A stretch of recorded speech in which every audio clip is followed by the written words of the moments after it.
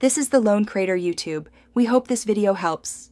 In this video, I will explain how to play Stormy Ascent in Crash Bandicoot using an easy method. This level is notoriously difficult, but with a few key strategies, you can conquer it.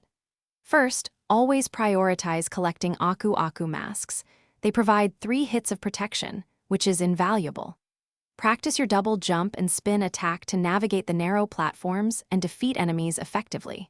Remember, patience is crucial here. Many sections feature moving platforms and electric barriers that demand precise timing. For the moving platforms, always wait until they are fully extended or perfectly aligned with your current position. Your shadow is your best friend for judging landings, especially on smaller platforms. When encountering electric barriers, spin through them the instant they turn off. This window is very brief, often less than 1 second. Enemies and environmental hazards are abundant. The flying enemies can be tricky. Spin them off the platforms to clear your way.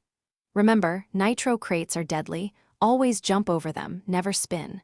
The disappearing platforms require excellent timing. Commit to your jump as soon as the platform reappears. Mastering the high jump by holding the jump button will help you reach those higher, more distant ledges with greater ease. Stormy Ascent is a test of endurance and skill, so don't be discouraged by repeated failures. Each attempt offers a chance to learn enemy patterns and platform timings. Focus on mastering one challenging section before attempting the next. If frustration sets in, take a short break. A fresh perspective can make a huge difference. With persistence and practice, you will eventually conquer this incredibly tough level.